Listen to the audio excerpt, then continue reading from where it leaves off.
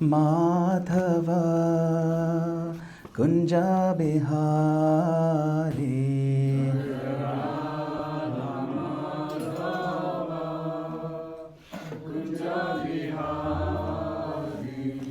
Jai Radha Madhava Kunja Bihari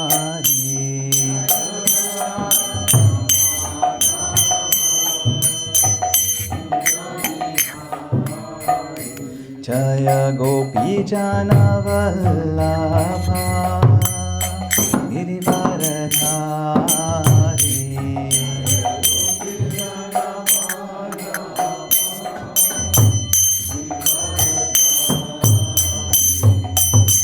Yashodanandana Vraja Janarandana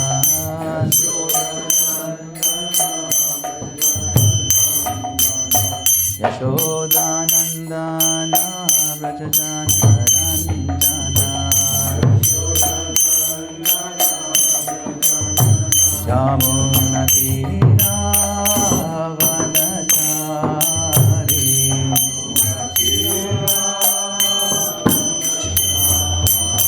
Jamuna Tira Vanachari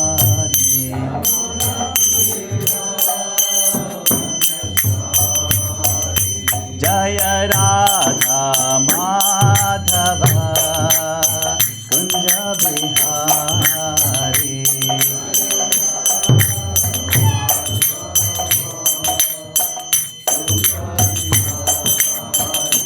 Jaya Radha Madhava Kunja Bihari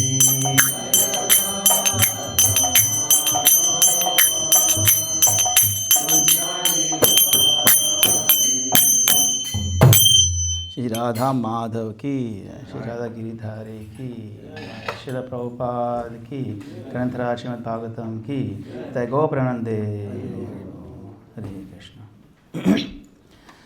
Om Namo Bhagavate Vasudevaya.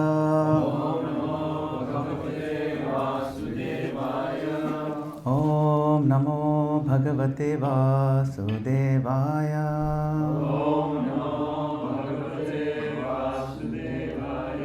Om Namo Bhagavate Vasudevaya. Om Namo Bhagavate Vasudevaya. Hare Krishna. So yesterday the Bhagavatam brought us to the ashes of Lanka. The crying had begun. The shelter had collapsed. And the realization was only starting to dawn. And now in verse number 27, the Bhagavatam doesn't advance the story outwardly. It goes inward. This verse is not about what Ravana did. It's about how Ravana saw. And more importantly, how he did not see. So we shall read this now. Na Vai Veda Mahabhaga Bhavan Kama Vasham Gata Tejo Nubhavam Sitaya Yeno Nito Dasham Imam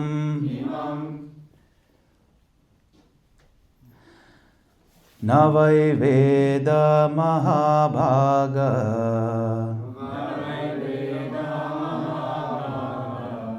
Bhavan Kama Vasham Gata Tejo Nubhavam Sitaya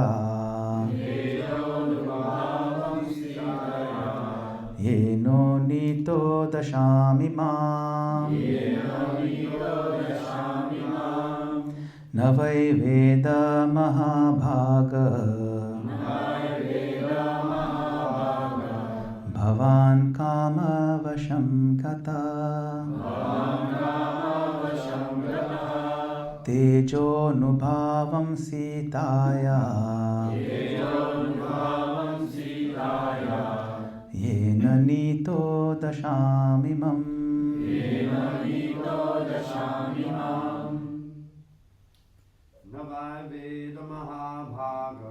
Navai Veda Mahabhaga. Bhavan Kama Vashamgata. Tejo Nubhavam Sitaya.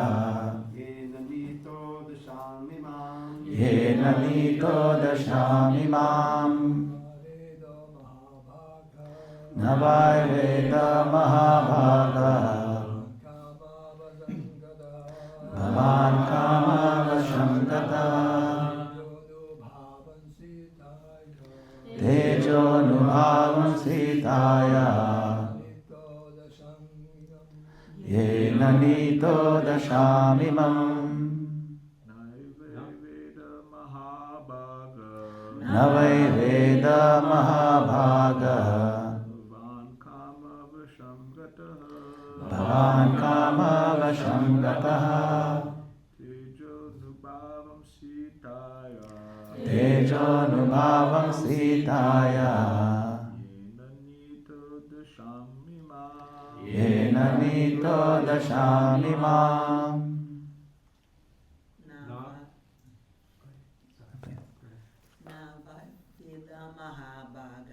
Navai Veda Mahabhaga.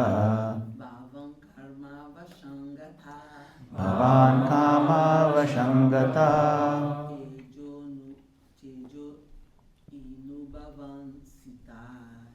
Tejo Nubhavam Sitaya.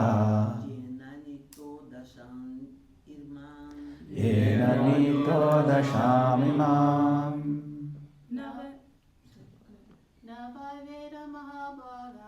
Navai Veda Mahabhaga. Bhavan Kama Vashamgataha. Tejo Nubhavam Sitaya. Yena Nito Dashamimam. Navai Veda Mahabhaga.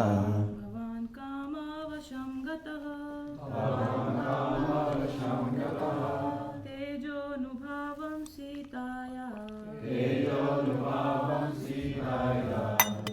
Nito Dashamimam.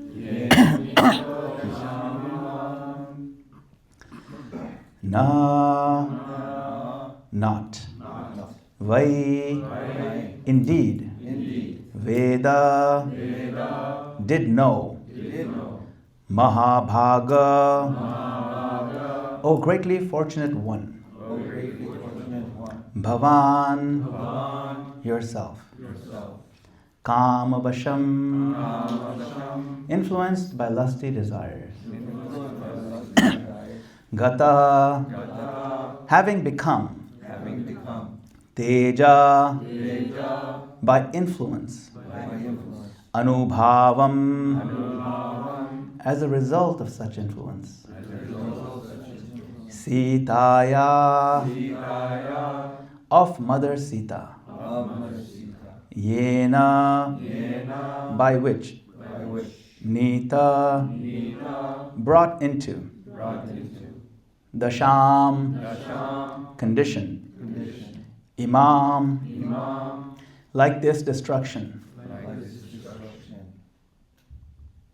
Translation and purport by His Divine Grace, A.C. Bhaktivedanta Swami Srila Prabhupada. Srila Prabhupada ki jai. O greatly fortunate one. This is, by the way, this is Mandodari, the wife, the widow now of Ravan, speaking to the dead body of Ravan. She calls him the greatly fortunate one. It's got whacked. O greatly fortunate one.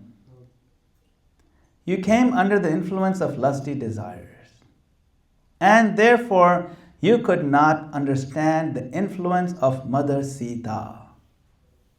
Now, because of her curse, you have been reduced to this state. having been killed by Lord Ramachandra. Purport.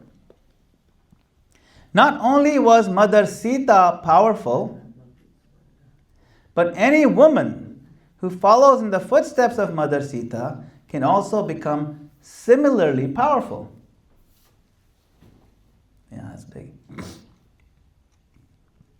There are many instances of this in the history of Vedic literature. Whenever we find a description of ideal, chaste women, Mother Sita is among them. Mandodari, the wife of Ravana, was also very chaste. Similarly, Draupadi was one of 5 exalted, chaste women. As a man must follow great personalities like Brahma and Narada, a woman must follow the path of such ideal women as Sita, Mandodari, and Draupadi. By staying chaste and faithful to her husband, a woman enriches herself with supernatural power. It is a moral principle that one should not be influenced by lusty desires for another's wife. Matravat paradareshu.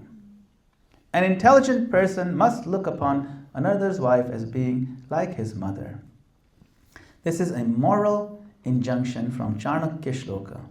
Matravat paradareshu, paradravyeshu loshtravat, atmavat sarvabhuteshu, yap pashyati sa pandita.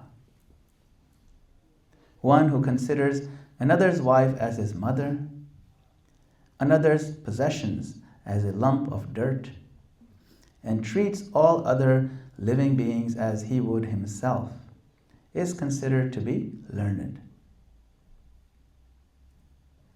Thus, Ravana was condemned not only by Lord Ramachandra, but even by his own wife, Mandodari.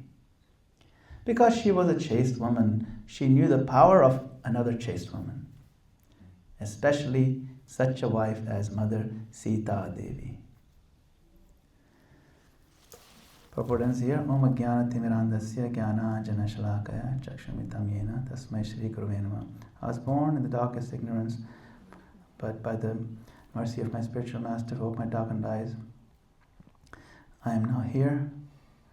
I offer my obeisances unto his lotus feet.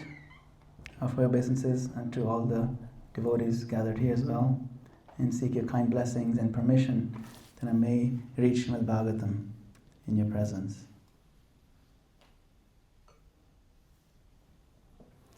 Mandodari here says, Na vai Veda, you did not know. It's a very interesting scene because she's talking to a dead body. There's something to note, a lot of things to note in this verse. She said, you did not know. This is devastating. Blow. It's a devastating blow to the ego of Ravana. Ravana knew the Vedas. He knew mantras. He knew austerity. He knew strategy. He had 10 heads. He had massive capacity. That's how much he knew. He had different heads for different branches of knowledge because, it's interesting. So she started out saying, you do not know. To a person who's great pride in how much he knows. Now, Bhagavatam makes a razor-sharp distinction. Information is not perception. He had a lot of information, but he did not perceive. He couldn't see who is the Sita that he was messing with. Lust does not primarily make us immoral, but it makes us stupid in very specific ways. She says, Kama vasham gata. Having come under the influence of lust, or under control of lust. Vash means to be arrested or really being under control. This means now that the intelligence is no longer consulted. The desire is just obeyed blindly, the desire to follow through on that lust. At that point, intelligence becomes a servant, not a guide. And this is interesting to see because we talk a lot about mind, intelligence, and false ego. I think it's important for us to understand the functions of each of these. So what is the mind? The mind has a few functions, but one of them is, a primary one is to accept something and reject something based on what feels good. If it feels good, do it. So the mind pushes you to do something that feels good. And reject something that doesn't feel good. Very basic, childlike. Prabhupada said mind is just like a child. Like sankalpa vikalpa. Just giving up something, rejecting something. It changes his mind all the time too. What was nice yesterday, it's not nice today, stuff like that. But it's impulsive like that. The mind acts on that. It's also like a screen on which you project things. So you kind of enjoy or suffer on the screen of the mind. So the enjoyment and suffering actually takes place in the mind more than anywhere else. That's why different people, if they even experience the same physical ailment, they'll process it differently. Because the mind is where the action actually happens. And what makes them miserable is not really the sensation so much, but how the mind processes it and perceives it. So the mind is that function, that faculty. Now the intelligence is the higher faculty because it helps us override the impulses of the mind. So if the intelligence is properly educated, properly informed, that this is a higher goal, then it properly overrides the impulses of the mind. For example, if I'm sick and my mother says I have to take this bitter spoonful of medicine, the mind says spit it out. But the intelligence says no, swallow it because it's good for you. It doesn't feel good right now, but with a longer term goal, it's good for you. So that's a function of intelligence. And so with intelligence, we learn to build up these systems that we have to work hard now and then we enjoy in the future, or we'll reap something. And so those are very intelligent, build massive systems. And they become hugely successful and very influential in the world. They become titans of industry or whatever, that sort of thing. Ravan was one of those, very intelligent. So the intelligence in and of itself is neither good or bad, it's how you apply it and who is really in control. So the truly intelligent person uses that faculty of intelligence to override the lower base natures, the lower impulses. Remember, we have two natures. Prabhupada talks about this. He says we have a higher nature and lower nature. Both are natural. We can't say that, this lustful propensity is not natural. No, it's totally natural. But there are two natures. And we should use our intelligence to appeal to the higher nature and to move toward we also have higher natures. See? So those who act upon lower impulses kind of reveal or betray a poorly educated or poorly aligned intelligence. So one teacher says, Kama Vasham Gata. Kama Vasham Gata, second line. Having come under the control of lust. The intelligence now has become the servant. What is the take-home point for us, for practitioner devotees? We can ask regularly because we have intelligent capacities, all of us. We can ask, is my intelligence guiding my desires, or are my desires scripting my intelligence? In other words, we're always plotting or planning something. Are we plotting? Is the end result of our plan that we're plotting something that appeals to our higher nature or our lower nature? And it gets more subtle as we progress. As we progress, the gross things are not so important, but then the subtle things of, am I going to get respected when I go this route? Or will I be just sidelined? And so on. Then we kind of want to satisfy the ego more than anything else. How easily do I get offended? These kind of things are actually, they appeal to our lower natures.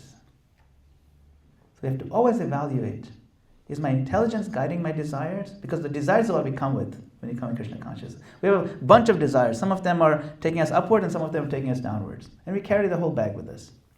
And we have to evaluate those desires and see if we can see through to their ultimate culmination. Where is this path taking me? This train of thought.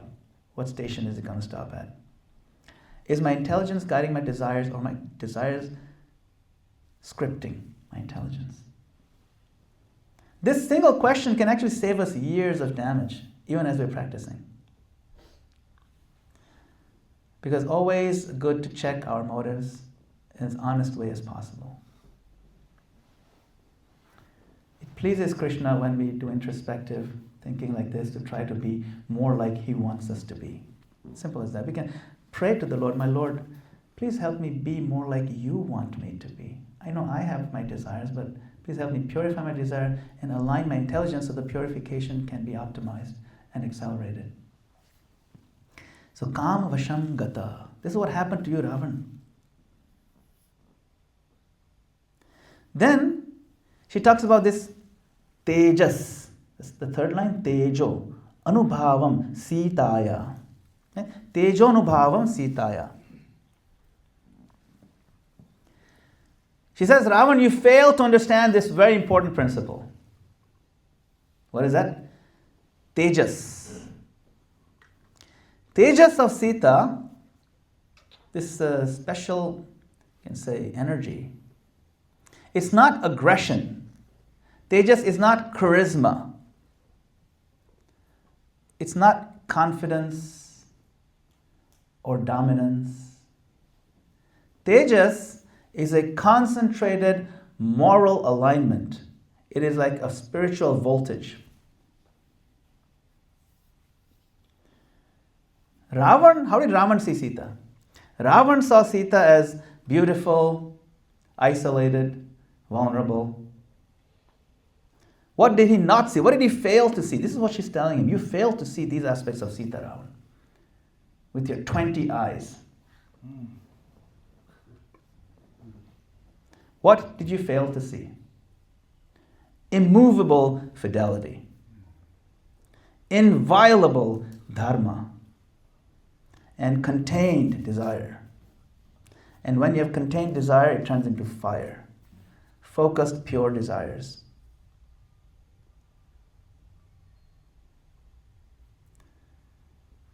He underestimated Sita because of her quietness, her gentleness. He didn't know who she was. All he saw was the externals. What is a lesson for us? Never underestimate, never, misjudge or underestimate quiet devotees. They all carry a fire, a potency, a tej. The most potent spiritual fire is often silent. So we should have some respect for all devotees, of course. That's the baseline.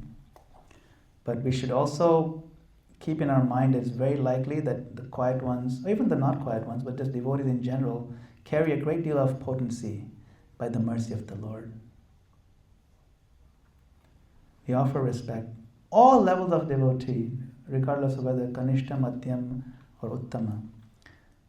What is the baseline recommendation by Rupa Goswami? Offer respect to the lowest. To the lowest, you don't look at them with disdain just because they are not very good devotees or they don't know how to treat people nicely. We don't look at them with disdain, actually. He says to them, what do? You offer respect from a distance. Not disdain from a distance, respect from a distance. Of course, we should also try not to stay in our Kanishta level ourselves. We should try to move upwards, at least come to Madhyama, try to find what is it makes someone a Madhyama and move toward that. And then when we see other Madhyama devotees and we want to be friends with them, we want to be closer to them, we want to learn from them, we want to interact with them, exchange, perform loving exchanges and so on. But we don't underestimate devotees in general.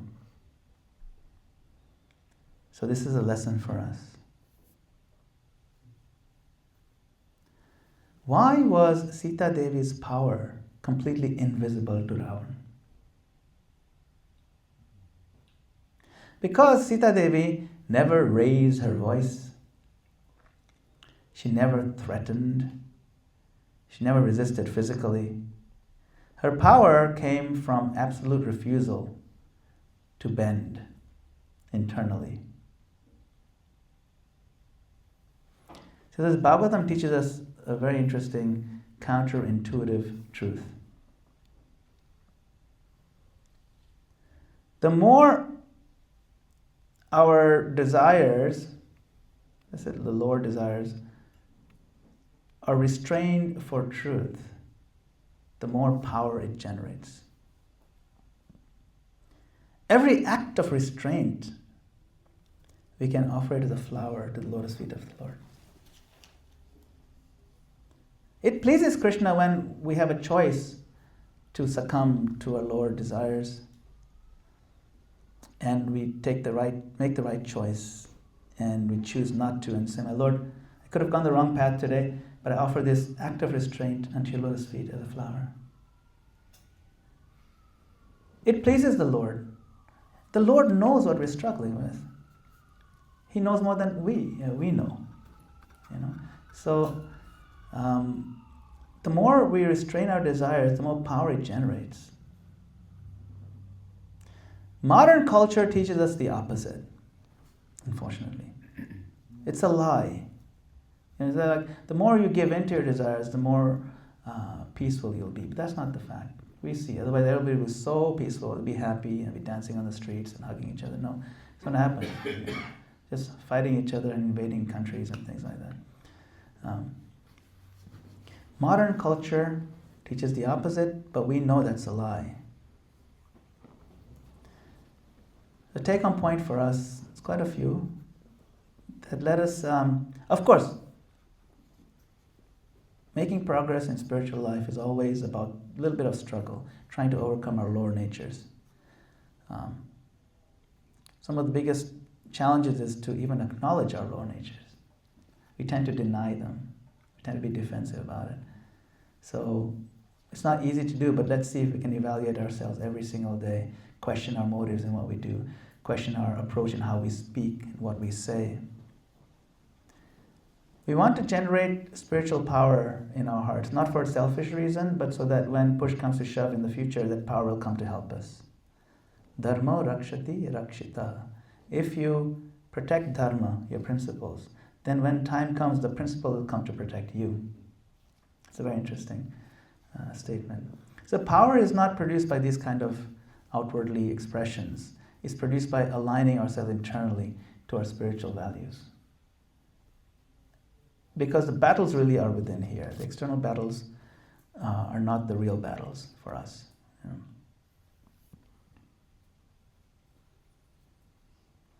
Now, another interesting thing she says, that because of her, Mandodari is telling Ravan, because of Sita, because of her, you were brought into this condition. Very interesting. Does it mean that Sita came and attacked Ravan? No. Sita did not attack Ravan. It means that Dharma, the system of Dharma, defended Sita eventually. The reality defended her, her Dharma on her behalf, attacked Ravan on her behalf. This is interesting to see that Dharma doesn't always respond immediately. Like Dharma didn't chop off Ravan's heads at the point of kidnapping. But once Ravan crossed a particular line, then he set in motion. I mean, it's literally a line. He set in motion some events of inevitable demise of Ravan. See, so something for us to reflect on. Often, we may not see the reaction of what we're doing right now. But typically, consequences accumulate quietly. And then it comes and slaps you in your face. That's why if you don't feel a reaction right now of something that we're doing that's wrong, doesn't mean we've gotten away with it. But our mind tends to see myopically. Let's get away with it. I mean, for us, how does that play out? It can play out in different ways. We're struggling with lower mode. Just laziness, for example. We know hard work pays off tomorrow. But laziness pays off now. So we think, okay, we got away with it today. And get away with it tomorrow. And we keep procrastinating. We're becoming lazy, procrastinating, lazy. And the mode of ignorance takes up home in our heart. But then, when push comes to shove, we've atrophied too much. We're too far gone. And when we need to now do something that requires a great deal of goodness, we're not able to do it because we've allowed the accumulation of the consequences of lower modes. At that point, when it comes to swapi, we won't be able to defend ourselves. And we have to deal with the accumulated consequences of those choices that we made earlier on. That's why discipline is such an important part of spiritual life. Right? In the person who they call disciples. Disciple means discipline.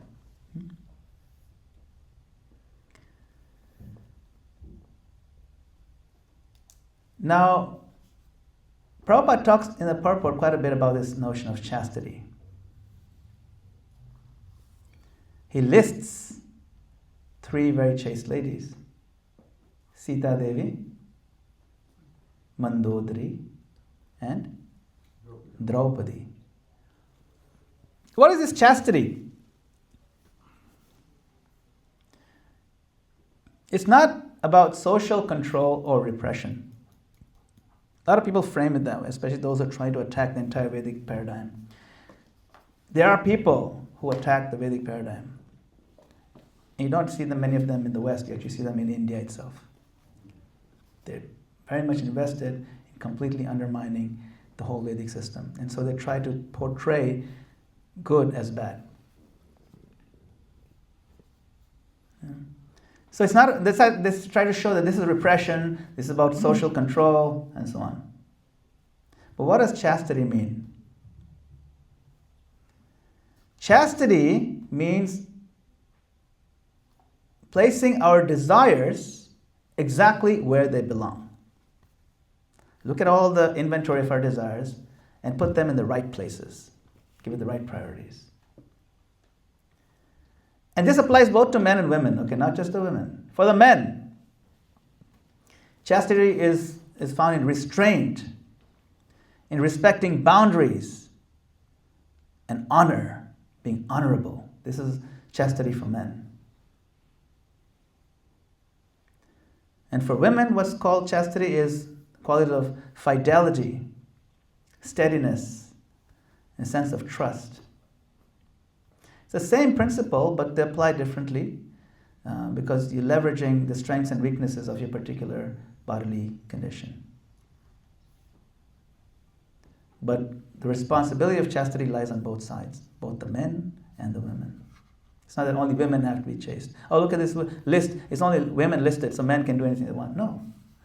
Men also have to be restrained, have to uphold honor, have to protect, have to set boundaries or respect boundaries, protect them, and so on.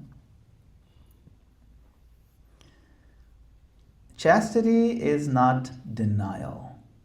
Chastity is precision, precise application or alignment of our desires with the higher goals of human life. That's all. It's not a repressive ideology where a whole system gets some kind of morbid pleasure in seeing half the population squirm under oppression. Some people try to portray it that way.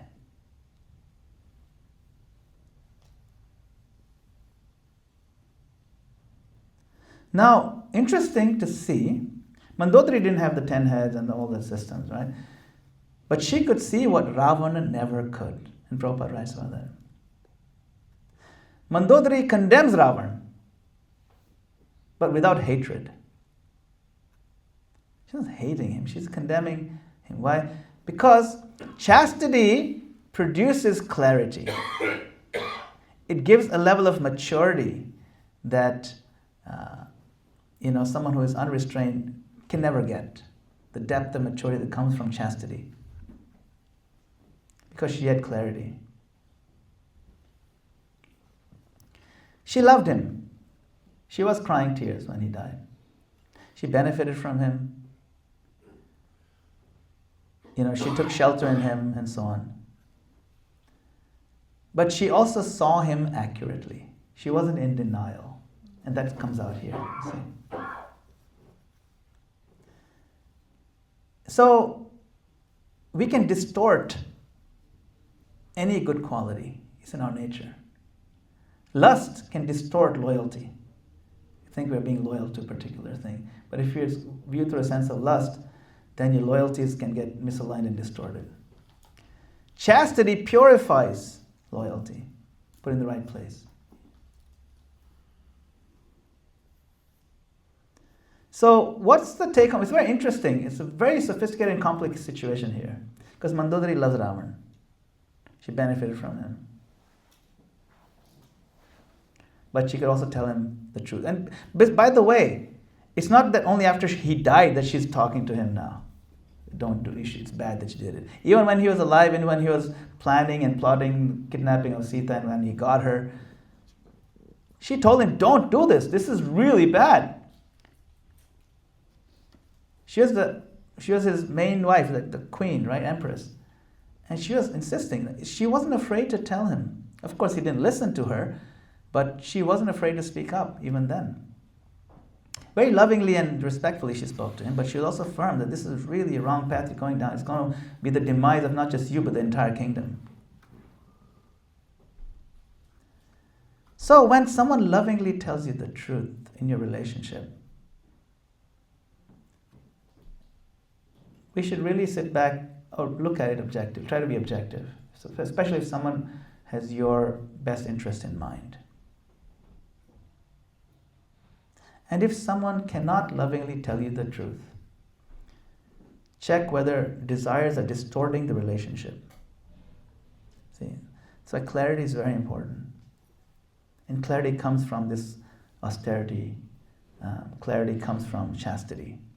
Clarity comes from swadhyaya, studying the scriptures, understanding what is our higher nature. Why do we have lower nature, and how do we deal with them? The modern world doesn't distinguish between higher and lower nature. It's all nature. It's all one. So follow your nature.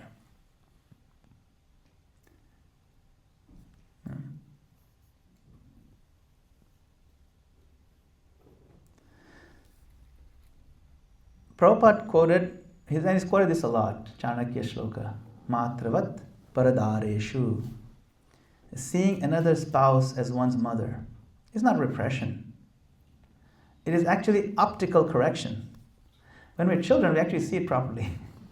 And then we need to wear glasses after that because our eyes go bad. So we need to put these proper lenses. Oh, mother. Not like, oh, it's the object of my exploitation. It's very important to put on these glasses of correction, optical corrections. Matravat paradareshu. The moment desire crosses certain boundaries, because these desires are like bubbles at the bottom of the ocean, just keep coming up, they keep producing. We have to just let them go, because that's just the way. We have to recognize just because desire appeared doesn't mean you rush to fulfill it. If you rush to fulfill it, you'll have no peace. If you just let it go, like the bubble, then you'll be at peace. Krishna says in the Gita, just person, not the person, that person achieves peace who doesn't respond to those desires. But the person who runs after them, he will not achieve peace. So, the moment the desire crosses a certain boundary, what happens? Our sense of judgment collapses. Our tolerance of risk spikes up and down. We would take major risks. And ethics moves from the non-negotiable table to the negotiable table. I can negotiate. These are now negotiable. Ethics become negotiable when we lose our intelligence to lust. And the more sophisticated our intelligence is, if we still succumb to lust, the more sophisticated the justifications for negotiating ethics. So Ravan, his collapse was inevitable. But which was the first domino in that collapse? I saw a very interesting physics, not experiment, demonstration, where there's a huge slab of marble like this. Huge slab like as tall as the door. It's like a domino. It's set on the floor. It's just a domino. You can push it over. But it takes a bit of effort to push it over. Then in front of that slab was a slightly smaller one. Like how you arrange dominoes for fun? And in front of that, a slightly smaller one, and smaller, smaller, smaller. And that first domino was only this much. But you can collapse that big domino by just toppling the small one. Because the small one hits the bigger one went down, the next one went down, and the big one came crashing down and smashed into pieces. But just a little fingertip. So Ravan's collapse of Lanka didn't happen over there. It happened, the first domino, the first collapse happened internally. It's not visible to us, a tiny domino. But that had a lot of consequences. Krishna talks about this in the Gita. Dhyayato vishaya pumsam sangasteshu pajayate sangat sanjayate kamat krodho vijayate krodhat bhavati sammohat smriti pramshad buddhi nashat pranashyati. So it's a domino effect. It starts with contemplation on the senses, objects of senses. Then sangasteshu, you develop some attachment to them. Sangat sanjayate kama. Now kama is the fire of lust that really, starts burning really hot. And then you engage in whatever activity it is. The sense gratification. But because it always fails to meet satisfaction, to give us satisfaction, we will inevitably be angry. Kamat krodho vijaya. Krodha means anger. And then when anger starts taking over, then some moha, the bewilderment starts happening. Why is this happening? What should I do next? When you're angry, it's hard to tell what to do, what not to do. We become very destructive, even self-destructive. Sammoha, smriti viprama. And when we start being bewildered, then the memory of what we're supposed to have done, what we learned, all the good things we learned, starts evaporating. Right? Smriti viprama, smriti pramshat buddhi nash. Then the intelligence gets destroyed. And then at that point, everything collapses. And our whole golden Lanka that we worked so hard to construct comes burning down. The first collapse happens internally. Therefore, to avoid that first collapse, matravat paradareshu. So this verse is not about kidnapping. It's about misreading spiritual potency. Whenever we underestimate humility, whenever we dismiss quiet sadhana, whenever we chase visibility over depth, wherever we excuse boundary violations, we repeat Ravana's errors. That's why, you see, interesting, you should always note, why is Vyasadeva focusing on certain points in the Ramayana? He doesn't put the whole Ramayana. These are important. You should see why he's bringing them up. We don't want to repeat Ravana's errors. This is a list of his errors. Okay. So, a few take-home points. Ravana did not fall because Ram was stronger, really. He fell because lust destroyed his ability to read reality. Bhagavatam leaves us with sobering mercy. We are allowed to learn this lesson without destruction. And that's our good fortune. We don't need to destroy ourselves to learn something important. We learn by looking at somebody else's destruction. I'm not going to go down that road. If we're willing. So, summary, lust blinds perception. Tejas, the power of Sita Devi, arises from restraint. Quiet devotion is potent. Dharma defends itself. Boundaries protect intelligence. Chastity clarifies vision. Internal collapse precedes external losses. And bhakti grows strongest where our desires are governed. So these are some of the conclusions we can take from this very powerful verse. Srila Prabhupada ki. Hare Krishna. Thank you for your kind attention, your valuable time. Really appreciate it. Yes. Draveda Prabhu.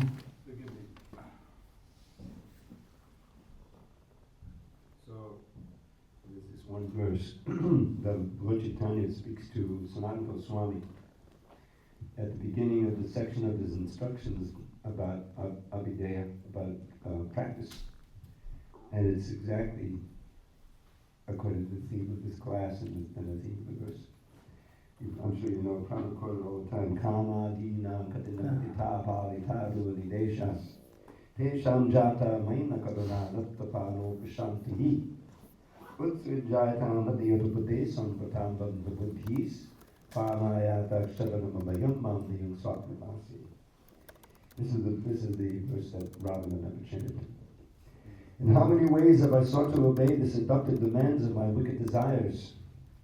They've shown me no mercy, yet on I've gone shamelessly trying to quench lust's unquenchable fires. But now I'm rejecting those hellish desires, for my higher intelligence now has awoken. O Krishna, O shelter of fearlessness, please let me serve you with faith that will never be broken. Haribol. Thank you so much. It's very powerful. Prabhupada quoted a lot. He quoted all the time. He's like, there's no limit to the unwanted orders of lusty desires. Kamadina. Kutidan. And he said, I've tried again, I've even served them. Kutidana kutida. But they never gave me any reprieve or any respite. And he said, I'm not even ashamed to serve them. He really got into this one. Yes. This is the proper coda to your class. Yes, thank you. Hare Krishna. Anybody else have any comments or questions? I have a question for Bo. We're talking about chastity, the relationship between, say, husband and wife. Mm-hmm. And she was very, very chaste to Ravana, and she's in love with him. But which is a higher principle, because he was a nasty person, a nasty Rakshasa. He did so many things throughout his marriage to her, not just, capturing, kidnapping Sita was the top of it, the icing on the cake. But where do you draw the line being chaste and faithful in a relationship when you see the other person is really out of line with reality? That's the question. The higher lower principles and chastity trumps everything? Yes, it's a very good question. Thank you very much for asking. And this always comes down to modern day. Even, it's not in modern, even just ancient times, it applies. It's a timeless question. But it's particularly relevant in Kali Yuga, where it's more prominent. What is more prominent? This battle between being chaste and preserving our ancient values, and then the face of reality of modern day abuse, for example. Chastity is not about enduring abuse. It's not about enabling this adharmic behavior or suppressing conscience or remaining silent when harm is ongoing or confusing fear and dependency and unhealthy dependency with devotion. According to Bhagavatam, let me see, this one. Well, according to Bhagavatam, chastity, like in this verse, right? Chastity means alignment of one's loyalty with dharma, not blind loyalty to a person. The distinction is clear. It's actually very important that dharma always comes first, even before relationships. A relationship is meant to be a vehicle for dharma. When it becomes an obstacle to dharma, then something must change. So, now Mandodari, in this case, like I said, Ravana was a very nasty guy, and he was. Mandodari and the queens, he actually treated them pretty nicely until the Sita incident. They were living in palaces, and they were treated well. He wasn't really abusive or anything. Yeah, I mean, he had many other wives, but that's just part of that. The system was like that. She didn't see that as abuse as such, but she did speak up when he was going down the path of destruction, right? So, remaining faithful to dharma may look like what does that look like? It may look like staying. It may also look like leaving. If it's necessary to leave, then better to leave. You see, depending on the situation, it is better to leave. Or it could be setting boundaries and reevaluating the relationship. The chastity comes out in different forms like this, right? Loyalty to dharma, loyalty and alignment to dharma can look like different things depending on the situation. Sometimes it could mean staying and sorting it out, and sometimes there's no other option but to leave. Sometimes it means, sitting and setting the boundaries. Sometimes it could mean sitting and demanding accountability, seeking protection where necessary, escalating to the right authorities where necessary, and so on. Leaving a bad relationship can be an act of chastity, because dharma is sophisticated and complex. Why? Because if staying would violate dharma, then leaving is following dharma. Right? I mean, you can see, for example, let's just forget about the husband-wife part. Look at the chastity of brothers' relationship. Vibhishan, as the brother of Ravana, it is dharma to stand by his brother and fight, like Kumbhakarna did. Kumbhakarna gave his life for Ravana in the war. But for him, the higher dharmic principle was to leave the side of his brother, and he did so. And that doesn't make him unchaste. In fact, that situation is so sophisticated or so complex, or people make a complex issue out of it, that in normal Indian parlance, like if in Indian families or regular Indian people, when they talk, they said, oh, he turned out to be a Vibhishan. They don't say that in a good way. They say that he threw his family under the bus. Isn't it? Right? He just, in our family is so nice, but he just, that rascal turned out to be a Vibhishan. Even though Vibhishan is the glorious one. So that's normal parlance. Why? Because so much, this family unity is so much, respected and adored in Indian culture, that Vibhishan is seen as a betrayer, a traitor. See? Never go against the family, right? That's the Godfather. Never go against the family. Right? That principle is very strong. So that's why dharma is sophisticated. But you can see how in this situation with Vibhishan, he left. So leaving was an act of dharma. He didn't say, no, chaste means chaste. I have to stay with my brother, even though I don't agree with him. But no, he left and he fought on the other side. And he's the one who brought down Ravana, because he told Rama where to shoot. See? So that's interesting. So your question is a good one. And when you try to apply these dharmic principles in modern, sophisticated, complex relationships, we really have to parse things out. It's not easy to do. I'm not going to say there's an easy formula to where to apply, how to apply chastity. All I'm saying is chastity looks like different things in different circumstances. Is that okay, Prabhu? Yes, thank you. All right. Thank you very much. Srila Prabhupada ki Hare Krishna.